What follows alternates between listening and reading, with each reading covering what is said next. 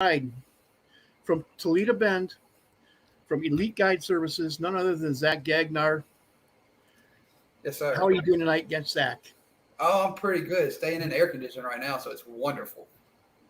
I'd pay to stay in this air conditioner. I ain't gonna lie to nobody. And nowadays they're paying a whole heck of a lot to stay in that air conditioning. That ain't no lie. Everything's done got so expensive, it's insane. Over here in Denham Springs are quadrupled. Oh yeah. Electrical rates. Oh yeah, definitely. I mean, double from last year at this time. It's quadrupled from what we usually pay. So, anyways, I do not do the Let's Talk Fishing podcast to talk about electricity. No. Let's talk about some fishing. So, crappies, man, crappies, and you are on one of the better crappie lakes I've ever heard of.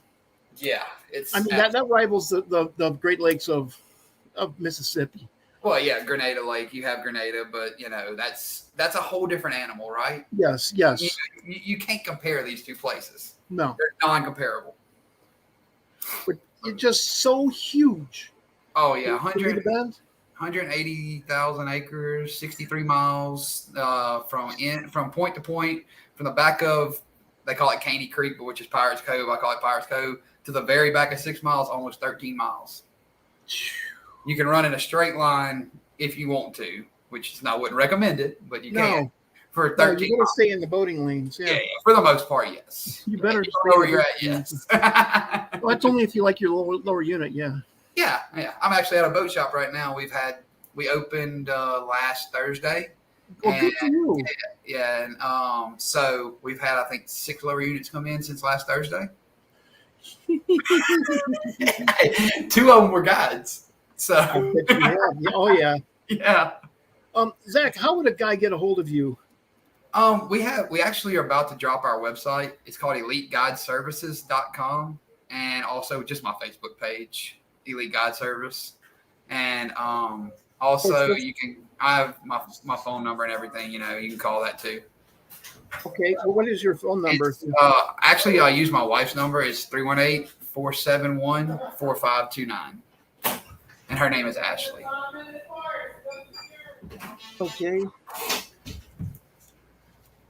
Okay, just give me 1 second here. I'm gonna. Oh, you're good. Put this up. Yeah, you're good. And we've been doing this for 8 years on Toledo now.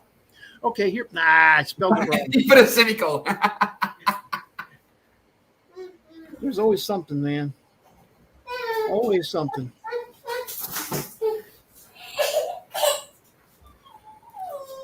So you've been guiding Toledo Bend for 8 years now. Yes, sir. Yeah, I started out at you did it again. Yeah, it all started out. I was bass guiding, right? And it kind of just evolved into this crappie deal, and we still do bass trips. Don't get me wrong. We still focus on bass. We still do bass 100%. But the deal is, it's crappie fishing is just what it is on Toledo Bend, right? Yes. But the bass fishing still is, it's still good. Still takes 30 pounds to win over here, during the springtime, just like everywhere. Just like Rayburn. Rayburn takes 30, 35. Takes 30 here to win.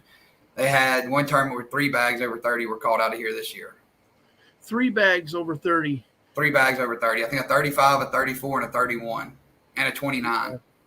I talked on the Bassin podcast, which is the other podcast I do, Bassin Magazine podcast. Right. We had Greg Gutierrez yesterday, and he was the elites. Yep. Over on Clear Lake, California. He had 108 pounds. If he wouldn't have stumbled the last day, he'd have won it. Yes, and he came in third with 108 pounds, and I'm like, third. Yeah, that's when Kennedy won it. Yeah, Steve Kennedy won it, and Skeet Reese got second. Kennedy had 121.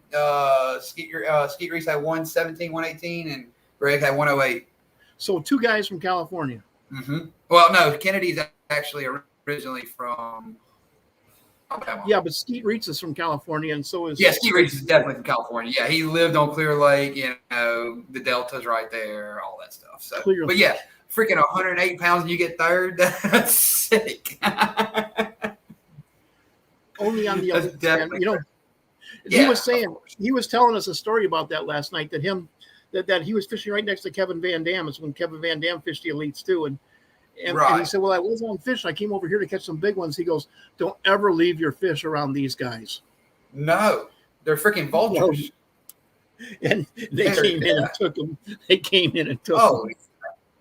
Yeah, like whenever this past tournament that they had on, I guess it was Pickwick or somewhere like that. No, yeah, the one that I don't know. Anyway, somebody was sitting on their fish, catch them, and they sat there and caught them that morning and did not leave till that evening because they didn't want nobody coming around them. That's just it's all about defense. So. Yep. That's it's a tough world anymore. You know, back when I used to fish bass tournaments, I fished the BFLs, and there was, there'd be 40, 50 guys in a tournament. Now there's over 100. Oh, of course. I fished up in La Crosse, Wisconsin most of the time. Yeah. Most of the tournaments were there. I know that area pretty well. But so tell me, there's about a million different ways to catch crappies. Oh, of course. Yeah, you can catch them. Right now, it's a deep deal, of course, right? Brush piles, natural stuff, close to the river channel.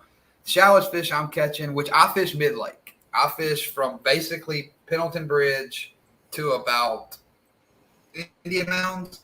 So, like a 10 or 15 mile section of the lake. And I try to stay in my little area. But everything's 25, 28 foot deep. But the fish are suspended up, right? Your fish are going to be up for the most part. Now, we are catching some on the bottom. Don't get me wrong. We probably caught half of them on the bottom today. But it's just that time of year. The water is literally 90 degrees at 10 o'clock in the morning. It was 80s. On the Garmin, they run a little cooler. They run like 2 degrees cooler. So it was 87, so it was 89 degrees this morning at 9:45. That's hot. So you're talking 89 or 89 degrees, 90 degrees at 9 o'clock in the morning, basically. It's freaking hot. That's hot. Yeah, it's a lot of rain is what we honestly need. We need something to cool the water down a little bit. Just something to break up the heat, which it's Louisiana, Texas, East Texas in the summertime. You're not getting away from it. You're not getting away from it. No, you're not getting away from it. But the way that we catch them, for the most part, is we drop shiners, right? Okay. We just take little 6 foot rods, 6.5 foot rods, put a number or 1/0 buckshot weight and a number 2 gold hook on some 8-pound line. And I set all my rods up for my clients. So I have on a spinning rod, they have a little deal on the side of the reel, which your line comes on when you buy it. So I take that and I drop it on the scope. I watch it go down and I set the line so that every time they drop, they're dropping in the right spot. That way they're always around one, right? Whether it bites or not, they're freaking around it. But you're dropping to them. Man, that's nice. Yeah, it's pretty cool. Now, I throw a jig all day because I don't like messing with shiners. And I just like to throw a jig because I sit and I take the scope and you literally pick off fish as they're swimming away from the piles. So you're just adding a few fish. That's if the clients want you to fish, right? You ask them, hey, y'all care if I catch some? They're like, dude, freaking catch them. I'm like, all right, just let me catch them then, right? And then I'll get absolutely, man. Right, do I? I said, absolutely, yeah. You try to cater every trip to each individual person, right? Each individual. Yes. Some people don't want you to fish, which I don't. Nope. I'm fine with that. I'll get on the scope. I'll teach you about the scope. I'll do whatever you want me to do. But if y'all want to catch them, y'all catch them. But if y'all want me to catch them, I'll catch them with y'all, and we'll have a good time. That's the biggest key to, I think, guiding in general. And I don't know, I might be off base with this, but I think that 90% of guiding is public relations. It's dealing with people, knowing within 20 minutes when somebody steps on your boat how to talk to them. What you can, what you can't say, how to say it, what to say it, when to say it, everything. I think that's the biggest deal with guiding, and that's the biggest misconception, is you have to entertain people for the length of time they're on your boat. But then you gotta catch fish. Don't get me wrong. You still gotta catch fish. But that's a minimum. That's a minimum. You do that no matter what. The fish will take care of itself. If you do the work, put in the time. Like, I'll go out and go scope when I don't have a trip or something, which is very rarely. I think 2 days in the last 3 months, besides when I went fishing in Michigan.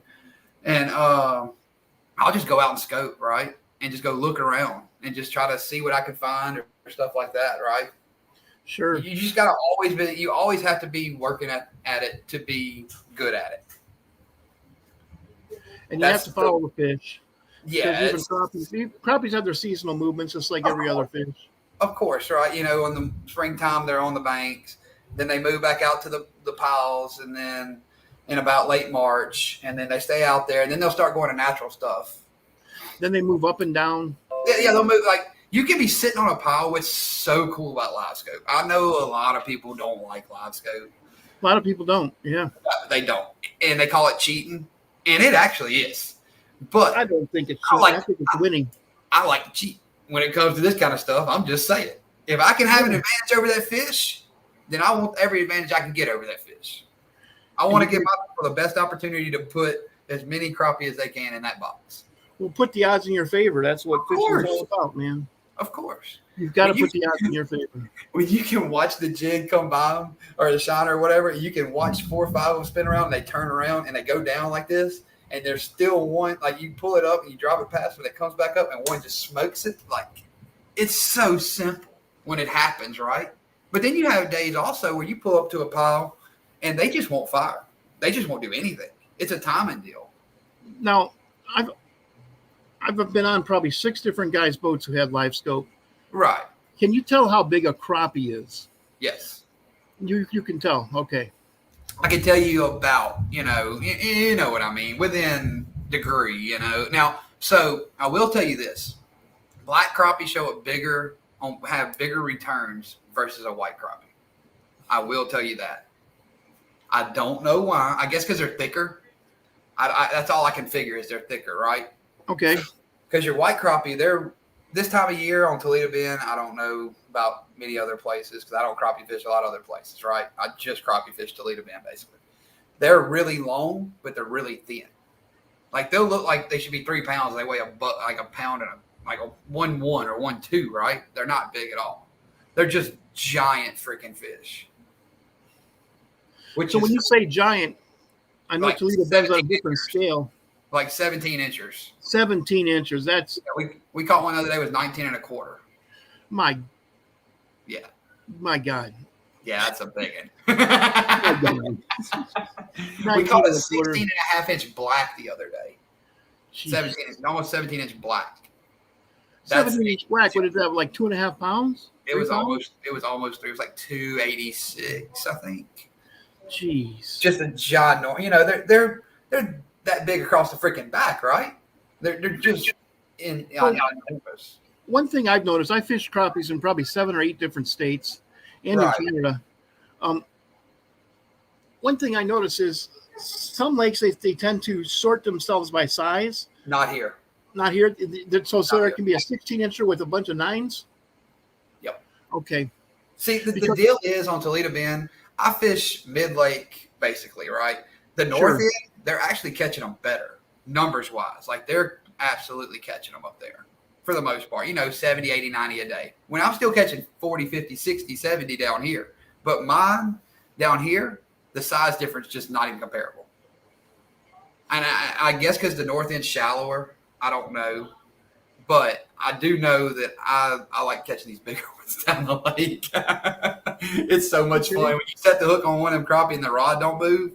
Because we throw, ultralights basically, and it's just, it's a different feeling, I was a bass fisherman, dude. I won 17 tournaments on Toledo Bend in 3 years. From 2015.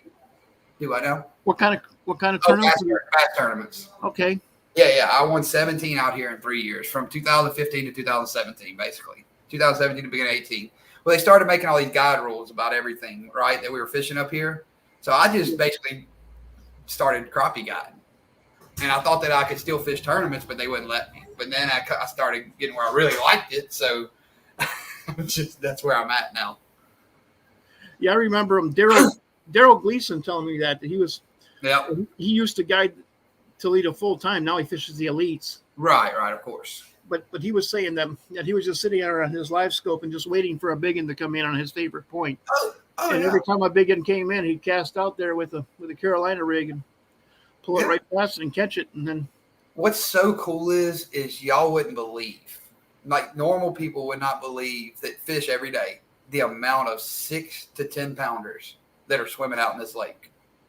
It's unreal that we see on LiveScope every single. I look at 30 pounds every day, every single day on LiveScope. Now, whether you can catch them or not, I don't know because I'm crappie fishing. Sure. But you can imagine just going up to piles, scoping them, throwing a big flutter spoon or something over them or whatever, swim bait, something, Carolina rig, a Nico rig, something like that. They got to eat it, right? Yeah. We have one pile that we got this 8 or 9 pounder that swims through. She comes through at 8 to 9 o'clock in the morning and 10:30 to 11 o'clock every day. She swims, comes to the pile, makes a loop around it, goes through the pile, goes over it, goes back down, and swims off every day. We got her time. Her milk run, huh? Oh, yeah. She just come over there, see what she can eat probably, and leaves. Like, you can watch them sometimes. You can watch the bass actually eat stuff in the piles, which is so cool. Wow. So these crappies that you're catching, are they suspending over the basically yes. Over the sunken trees? Basically, yes. We sink sweet gum trees, sweet gums and willow trees, right? Yeah. So cut them 10, 12, 14 foot tall, 15 foot tall, however you want to cut them. And we take a jug and put it about 3/4 of the way up the pile. We'll take 3 or 4 trees, tie them together like this, right? So you got one in the middle and you got them like this. So, and you tie them to the block. Just a center block, and you drop it. And when you do, we'd sink one pile here on the front left corner, one on the middle, and one on the other side. That way, when you pull up to the pile, you've got people fishing on everywhere around your brush pile. If the wind allows it, right? It's Toledo Bend. The wind, like right now, it's freaking storming, about to storm outside. Yeah. So it just depends on the wind, right? Yeah. You do, but they do suspend, right? So you'll have your pile in 25, 30 foot of water. The fish will usually be about 15 to 18. Now, your brim will be over top of it. So anybody that's watching, that if they all go to Toledo Bend and go LiveScope piles, most of 90% of your stuff on that are 10 foot and shallower on the deeper piles are brim. So you have to get through the brim. That's why we throw such a big split shot weight. It's so that it takes it past the brim because these are freaking shiners out here. Like crazy. And they're not big, dude. They're like the size of this mouse. They're like not big at all. They're like that. They're little bitty, like hand-sized brim. Offshore brim. I've never experienced that. It's insane. I've never, all the crappie fishing I've done, I've never experienced that. Dude, I can show you pictures of it. Like it's hundreds and hundreds on these piles. Oh, I believe it, man. That's a prolific ecosystem you have there. Oh yeah, and what's cool is, like, say you go cut a willow tree off the bank or cut it wherever you want to cut it from, right? And you come drop the pile. When you drop it down, willow trees has all those little bugs and stuff all over it. You can watch the brim. Like, it won't be a fish around there. You drop it within 2 minutes. There's fish up there hitting the freaking pile, going around it, doing a circle, eating the bugs off of it. It's pretty cool to watch. That would be cool. I'd like that. Yeah, it's really, really cool to watch stuff like that. You can watch everything like come alive, basically. You know what we used to do when I was guiding? I belonged to the Sportsman's Club of the lake. One of the lakes that I guided 3 different lakes, but one of the lakes had a Sportsman's Club, and we were very active with putting in brush piles like you talk about. We also had stake beds and all kind of PVC stuff, and I mean, and what we said about that is that increases the fish per acre. Yes.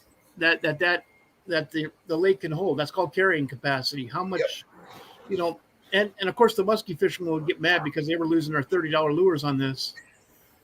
And they would complain to me, Angel, you got to stop throwing crap in our lake. And I said, well, you got to stop losing your $30 lures on my crap. Don't throw it around them. Yeah. Well, that's where the fish are at. And I said, well, why do you think the fish are there? Duh. It's a whole ecosystem.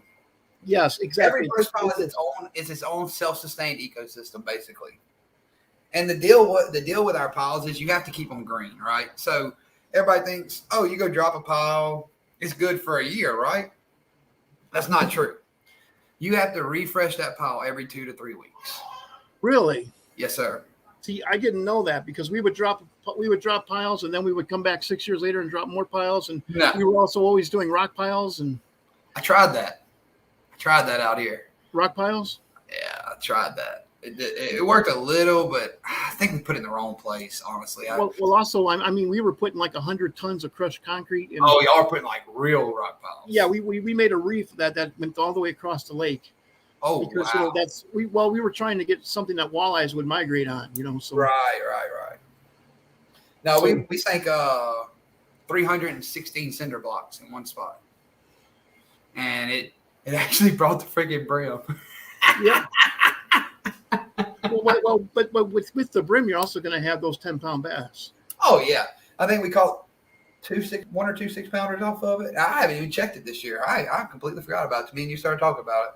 Because before we started doing those habitat projects, when I first started guiding, I would bring out 4 or 5 cinder blocks, and every time I guided, and just throw them in the same spot. Right. And I started catching bigger bass there than I ever have caught in that place, and it didn't take long for the bass to find it. You know what we did? We dropped crawfish on it. Yeah, you don't have to drop crawfish. You don't have to drop crawfish around where you live. I couldn't believe 3 sacks of crawfish you dropped on it. I thought I knew about crawfish till I came down here, man. Oh, and no. I was fishing with this guy over in the Henderson, and he's like, look at this. And he had this great big, and I'm like, why do you have your spotlight out in the middle of the day? He said, watch this. And he put that down one of those cypress trees. Oh, and yeah. There wasn't any, there were 2 or 3 deep on that. There were crawfish on top of crawfish. Have you ever been in the Chaffalot Basin and been on like the spillway side itself? And you go into the backwaters, and whenever the water there's no oxygen in the water, you can literally troll tree to tree and go and pick freaking crawfish off of the trees. Then that black water starts coming out of the swamp. Yes. And killing everything, man. Yes. Yeah. When the basin is going down, right, and it's actually flowing, I mean, you find a drain that's not flowing black water, and then you can catch 15, 20 big bass. Whatever. Right, yeah, it's dumb.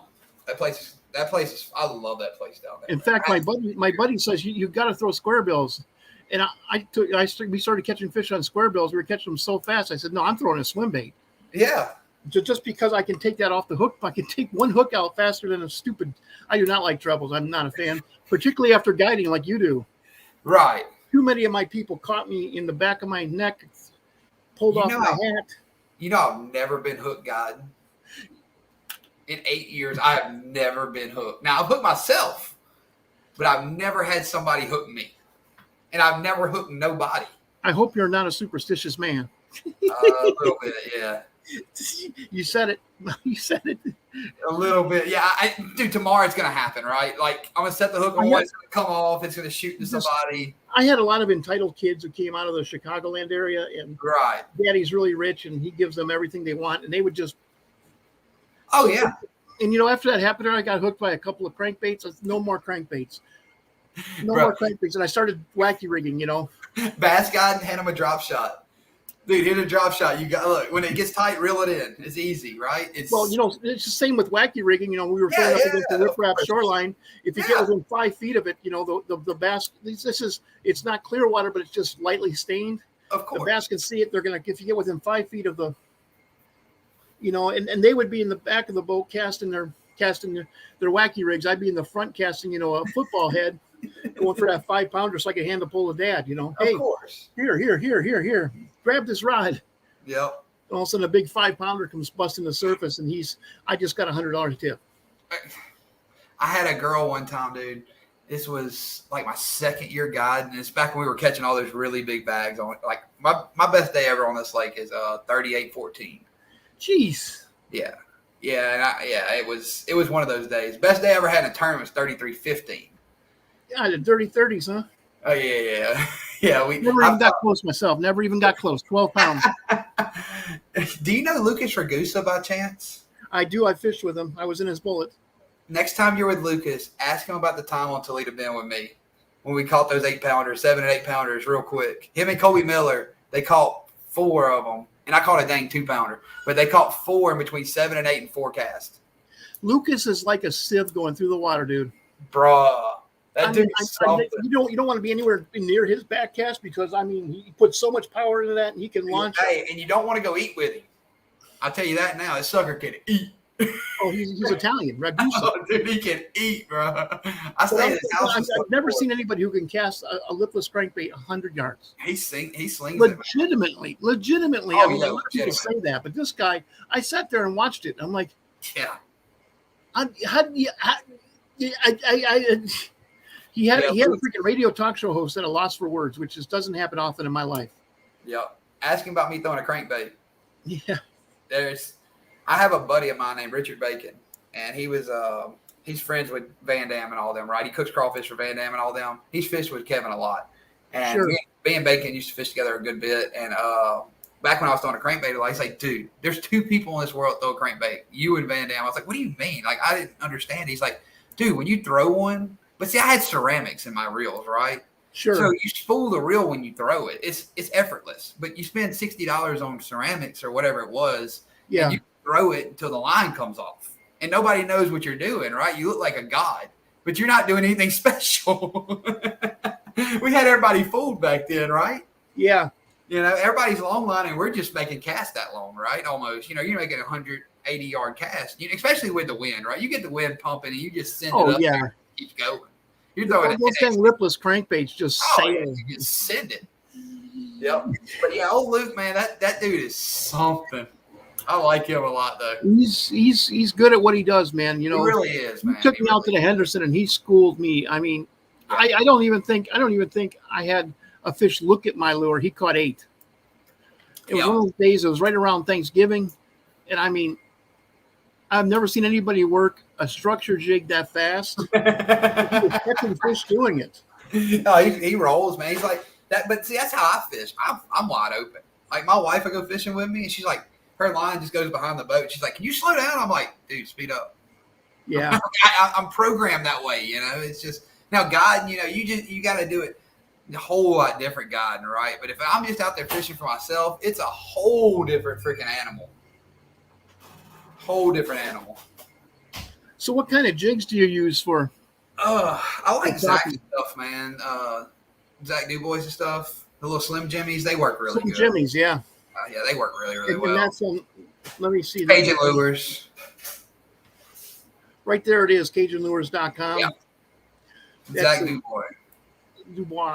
Dubois, yeah. I'm from up here. He's from down there. He's Zach Dubois to me, you know? Well, I'm from the Chicagoland area, and, you know, Right.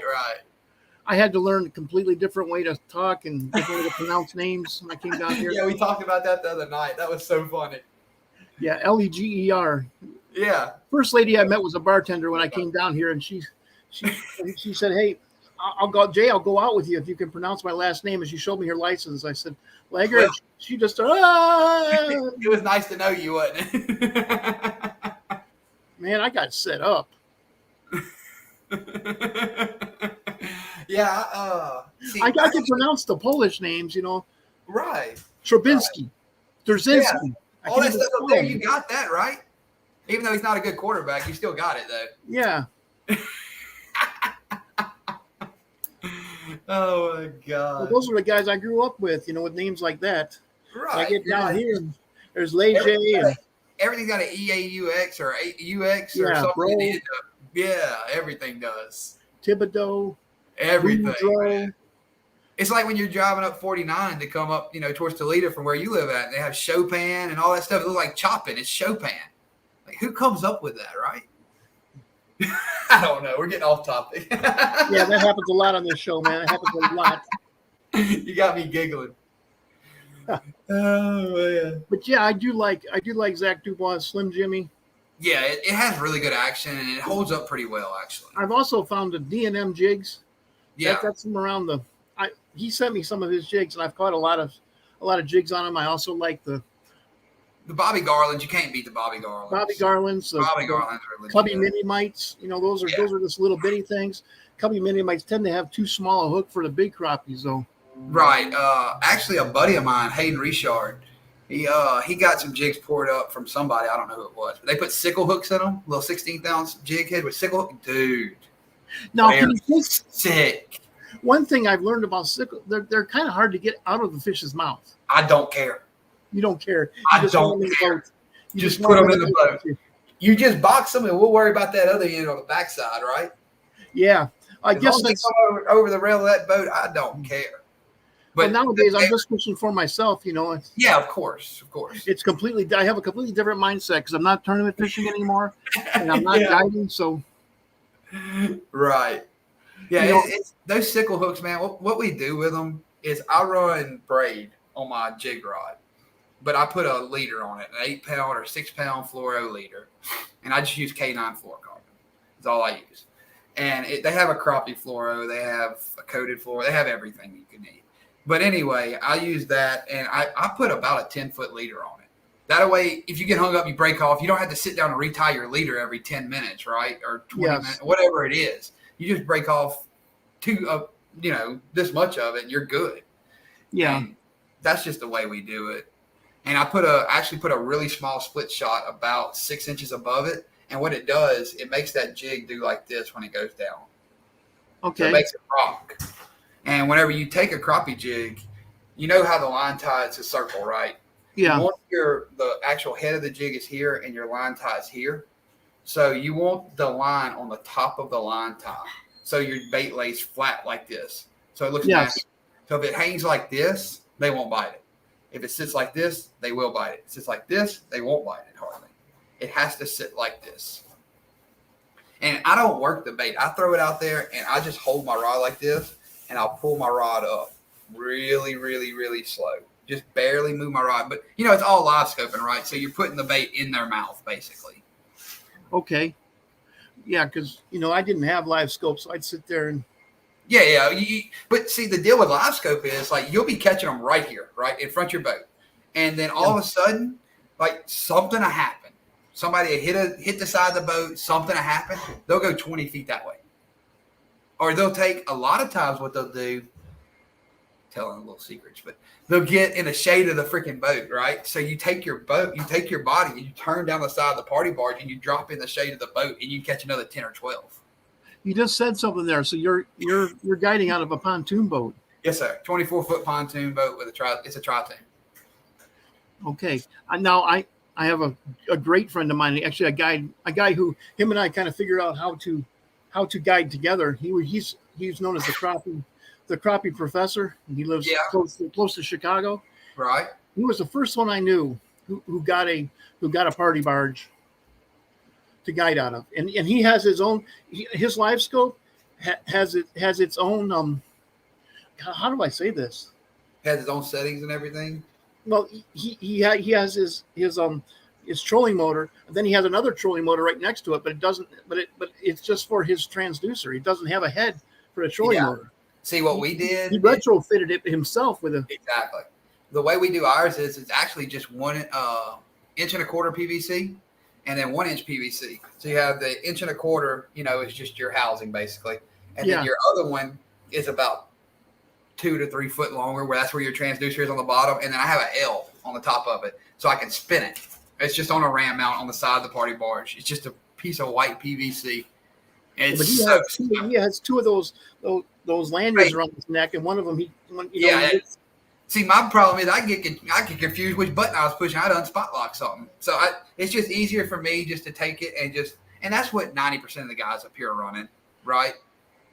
That's what we're all basically running up here. We're all doing it the same exact way. And it worked. And you can do it sitting at your seat, or you can do it sitting mine's on the front of the boat, and some of the other guys are on the back of the boat, right? Like we're by the console. So they never get up. They hit the button on the control motor, deploys, and they never get up. But me, I like to get on the front of the boat, and I like to interact with people and show them how stuff's going on. I try to teach people how to read the LiveScope, whoever wants to learn, right? Yes. So at the end of the day, I go to the back of the boat and I let them handle the LiveScope, and that way I know they're learning at the same time. So you're not just coming to catch fish, you're coming to learn also. I don't know how many LiveScopes we've sold. Oh yeah, man. If you gave me the run of your life, that's what I'm going to be doing. And I'm also going to be running your trolling motor and going around and trying to find other fish. Exactly. And LiveScope, and you can literally, is that right? Her number's 4529. Oh no. Yeah, she just walked by and told me I'm wrong, which that happens a lot. So actually no water. Yeah, that's my fault. Okay, what 318, what is it, Ash? 471 4529. That's bad when you don't know your wife's phone number, isn't it? Well, 4529. Okay, well, you just have a speed dial. Yeah, it just says wifey in my phone. It's not like I just go to the name. It's not like the old days. No, you have to memorize phone numbers. Yeah. Okay, so 4529. That's right. Yeah. Yeah. Darn it. We've been had it up the whole time and it ain't been right, but what? It's right in the last. It's right for the last 10 minutes. Yeah. Exactly. But yeah, dude, it's the whole crappie deal, man. That's just it's a lot of work involved in it. It really is. The sinking piles and all that stuff. It's a lot. It's involved. Well, it's also involved just staying on them because they migrate around.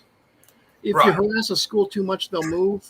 Oh yeah. You can't burn a pile. Like you really cannot burn one. You have to sit there and I don't catch more than this time of year, 15 to 20 is a lot that I catch off a spot. Right. Yeah. Then you have to move. Yeah. And right now, after about 11 o'clock, it dies till about 1:30, and it's just so freaking hot. But the bite, with these little storms that we have coming through and everything, it really turns back on in the evening time too. If you want to go out there and burn up. Okay. So Zach, did you want to do any shout outs? You want to thank any companies, organizations, people? I'm going to bring actually a buddy of mine in, and he's going to talk about the shop here that we have. Sure. If you don't mind. I don't mind. His name's Lance Deal. I'm going to bring him on real quick. Lance, you come. Oh, I'm going to let him tell everybody about the shop. Okay. I appreciate it. Hey, thank you too, man.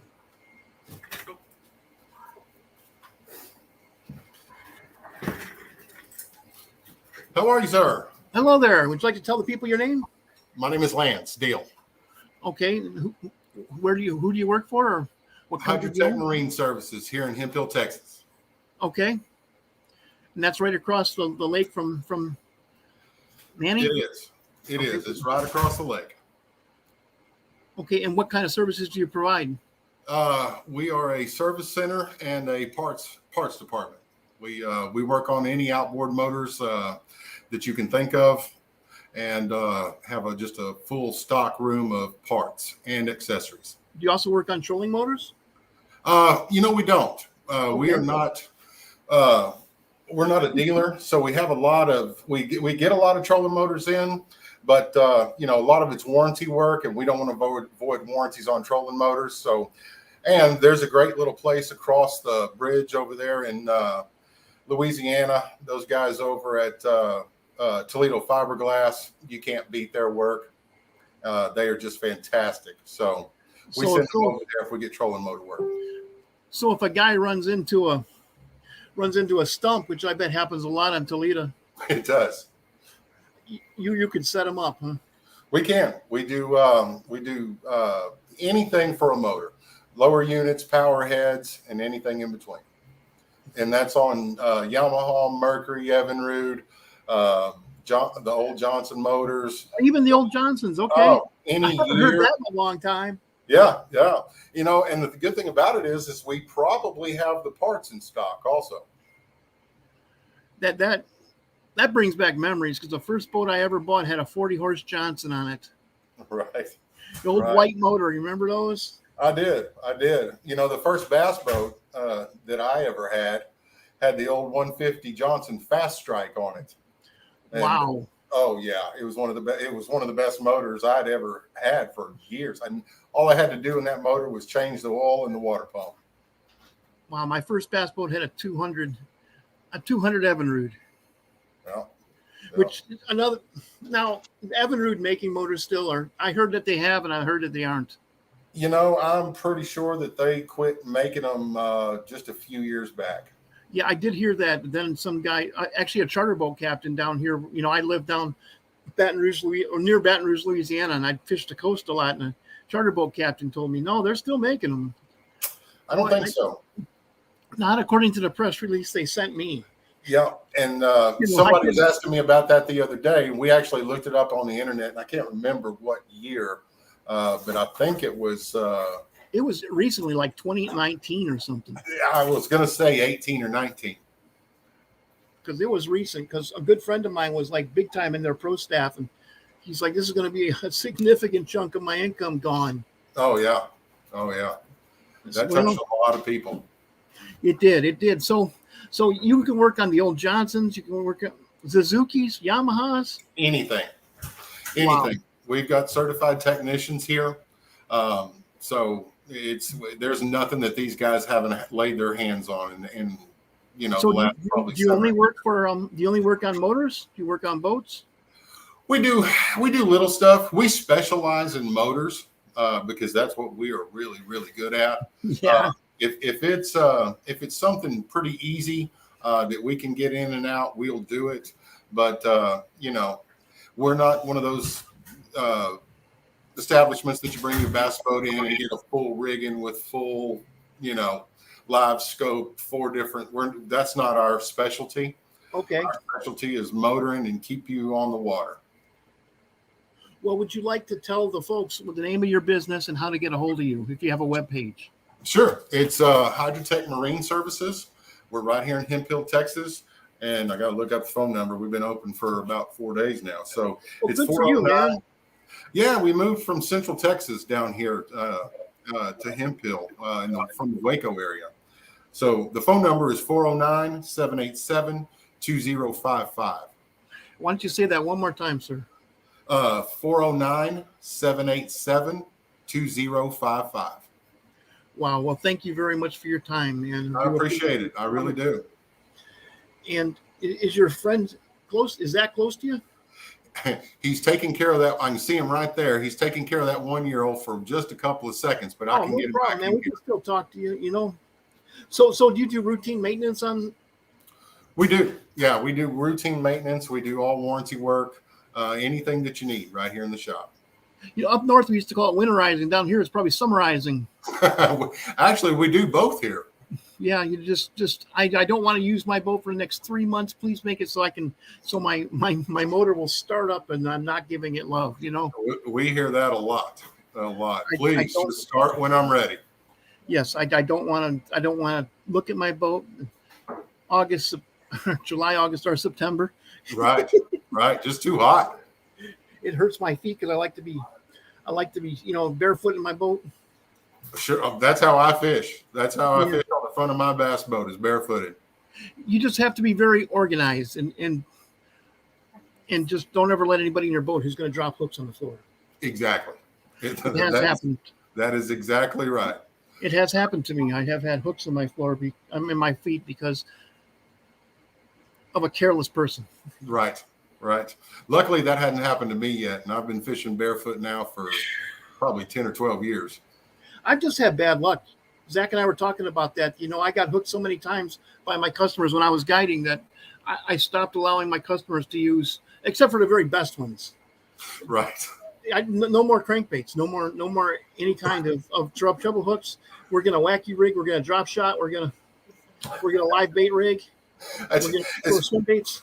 I guide for Zach. I run bass trips for Zach at Elite Guide Service. And okay. It was one of the things that I told him. I said, man, they're going to have to watch my seats and my cowling. And I started going through this list, and he looks at me and says, are you sure you want to do this? So, yeah, I know where you're coming from.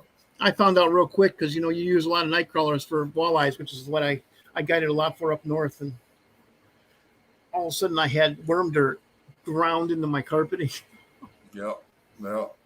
After the first trip or so, I was like, well, they're having so much fun, I'm not going to say a word. Yeah, I was, it's just like, I was working full time, I was guiding, and I had 4 kids. Ooh. Busy man. Yeah, you don't need to sleep. Oh, no. Not in your 20s and 30s. Now that I'm in my 50s, I need to sleep when my kids are grown. So. Right. Well, Zach just walked back in the door. Okay, well, thank you very much for talking. Thank you so much for your time. I sure appreciate you letting me come on. And I appreciate you taking time to tell us about your business, sir. Absolutely. Thank you. Thank you.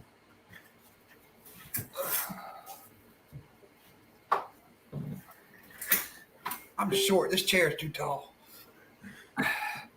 Well, hey, Zach, we're about out of time, but if you'd like to make a couple of shout-outs, please feel free to do so. No, just y'all check out Elite Guide Service and come to Toledo Bend and come fishing with us. That's all I ask. And Elite Guide Service folks can be found on Facebook. So just look up Elite Guide Service on Facebook. That's how I found Zach. So actually I found you through Zach Dubois. Yeah, that man. I love that dude. He's awesome. Yeah, he is. He is. Really is. He's a good dude. He sent a lot of good people my way. So yeah, and Zach did it the right way, man. Like Zach actually started it on his own, and he built it on his own and put the time in, and he did it right.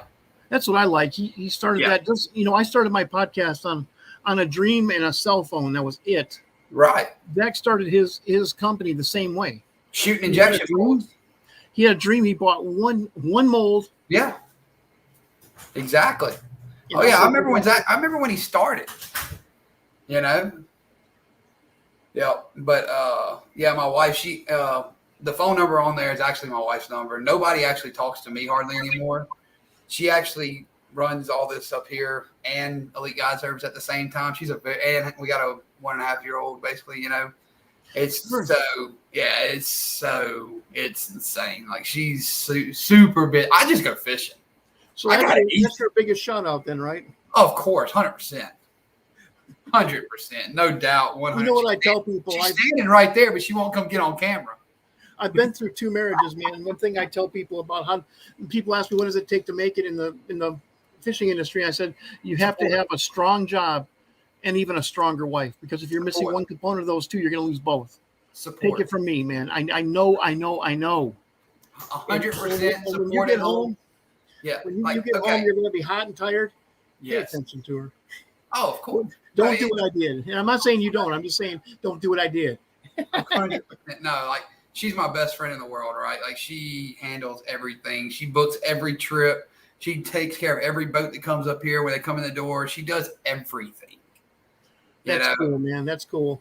Well, hey, and organized, right? Like me, I'm not organized. I'm actually sitting at her desk right now, to be honest with you. Well, Zach, I appreciate you taking time out of your busy schedule. Sir. I know if you're guiding that much and you have a 1.5-year-old, you are a busy guy. Yeah. So I'd like to thank you for taking time out of your schedule. Yes, sir. I really appreciate it. It was a good time, dude. Stay in touch. Of course. Let's do a couple of these. Let's do 3 or 4 of these a year together. Let's go fishing. Yes, exactly. I'd love to spend some time on the boat with you. Shoot some pictures on the boat. Just do stuff like that. That'd be good. I'll probably shoot 10 or 20 videos. That's when I go fishing with somebody. I like to spend half the time videoing and half the time fishing. So we'll do some scope videos, man. When it we'll wait and do it whenever they're really snapping, and we'll absolutely make some killer videos. That would be great, man. We'll get it set up. Stick around after I end the podcast. I'm gonna talk to you for about 2 minutes. Okay, cool. Sounds good. And I'd like to thank everybody for tuning into the Let's Talk Fishing video podcast with Jay Angel, with very, very special guest, Toledo Bend guide, Zach Gagnard of Elite Guide Service. I really appreciate you having me on.